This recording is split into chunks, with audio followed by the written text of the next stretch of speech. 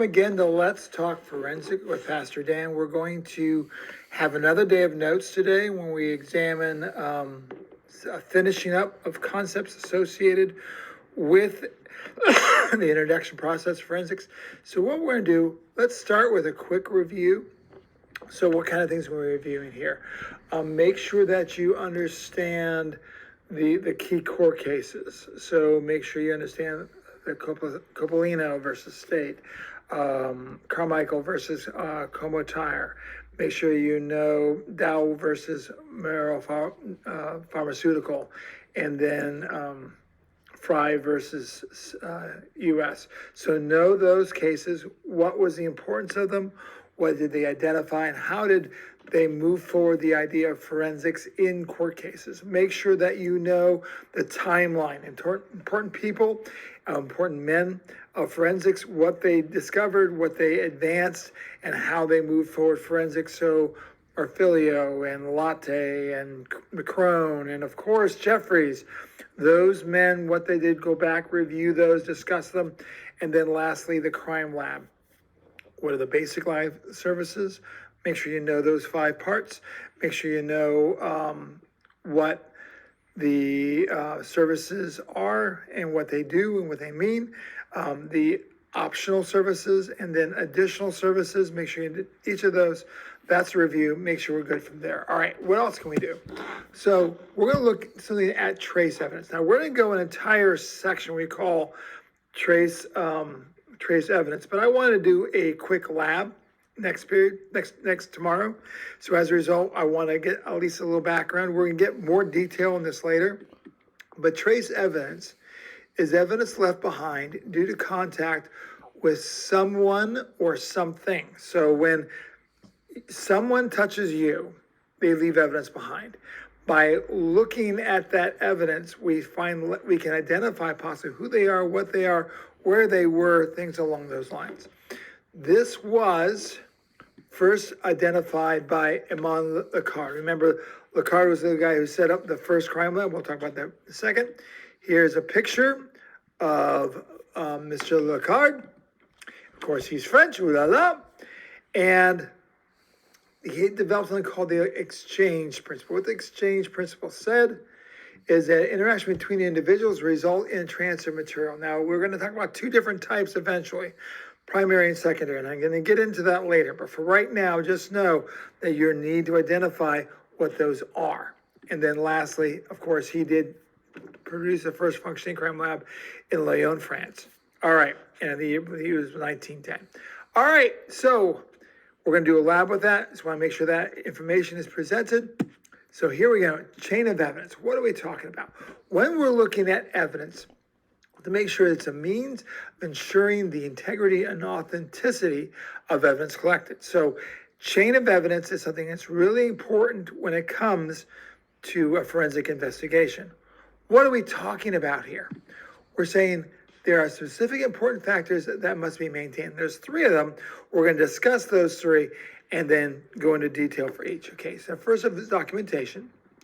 The second is security. And the third is custody. Now, security and custody sound a lot, but there is a distinctive difference between the 2 of them. So let's go through each of them. Documentation. What do we mean by documentation?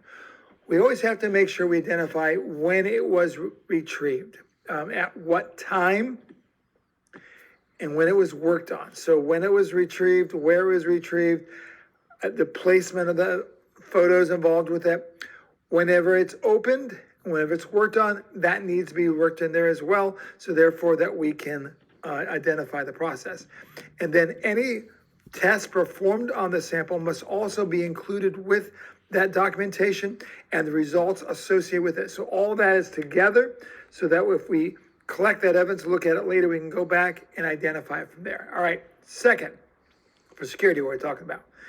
It must be sealed. Okay, so it has to make sure that nothing can get into it. We do that primarily to prevent tampering so that no one can mess with the evidence and also prevent contamination.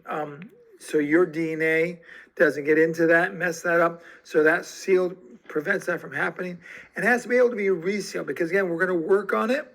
So we want to make sure that it's sealable and resealable so it can keep that secure. and that it's never left unattended. When evidence is collected, it's put into a sealed container, put inside a locked vehicle, brought to a place, put in what's called the evidence locker, where usually an older police officer will be given the job of signing things in and out, making sure that all evidence is maintained under lock key at all times. Security is very, very, very, very important. And then custody. What do we mean here? It must be attended. It must be in a locked, secure structure. And those, again, the idea of security, but custody, because the fact that that is something that can be questioned in a legal case. Are you sure that it was really, and they'll go after, lawyers will often go after whether or not the evidence was presented in a secure and custody manner. And that chain of custody is something that can bring doubt into a jury and possibly get a criminal off or freed, depends on the situation. Now, there are some other relevant information that I wanted to include. What fictional person began to push forward of forensics? Hopefully you know a scientist who was always talking about that it is afoot, the case is afoot. I'm talking about Sherlock Holmes. Sherlock Holmes, Sir Arthur Conan Doyle's character. Sherlock Holmes often identified, it was beginning of pushing the forensics identification and incorporated all those information in that way. Second, the first functional crime lab in the U.S. In what place was the first crime lab? Is in Los Angeles. So the first place we ever used a crime lab was in having the full services, L.A. The first state that incorporated crime lab in a satellite system. So what we're talking about, so one place would have one set of information, another would present, and they would do different aspects in a satellite process. That, of course, California, LA, that makes sense. The British system is set up in regional labs. So sort of like where I'm at in Pennsylvania, we have one main crime lab that's in Harrisburg. It's a regional and everyone works around that. There are two main processes that push crime lab development. The first being drugs. DEA was really important. Toxicology, pharmacology, those things, and then DNA. When DNA began to be well known and incorporated into cases, it really exploded the need for crime labs. The four agencies that often are involved forensic services, provide forensic services. The first is the ATF, alcohol, tobacco, and firearms. The second is the FBI, the Federal Bureau of Investigations. The third is the DEA, the Drug Administration. So the alcohol, tobacco, firearms is separate from the DEA, the drugs. The FBI is more of the federal police force, interstate situations. And the USPS, yes, the Postal Service. They have an incredible crime lab. A few years ago, there was an anthrax scare that was sent through the mail, and the USPS was the forefront of examining that data and those clues. Okay, so that's the relevant information. Now, last thing we're going to talk about here is how jurisdictions are arranged. There's a specific order. The highest order is federal. So if a case is brought to the highest level, it's a federal case. From a federal case, then it goes to a state case. From a state case, it could be a county case, individual counties, and then a municipality, borough, town, however you want to say it. So that is the order, and you can get bumped up or bumped down depending on the case involved. If a municipal or county case, the person gets off, there's something called double jeopardy. You can't be charged again with the same crime, but they can try to move the case up. So like the case of certain police officers who have been who have been accused of attacking people.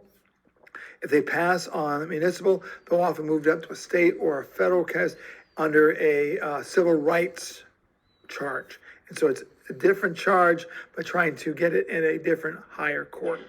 All right, now, last thing we are going to talk about is something called discovery. Now, this is important because not every country has discovery. This is one of the unique principles of the United States.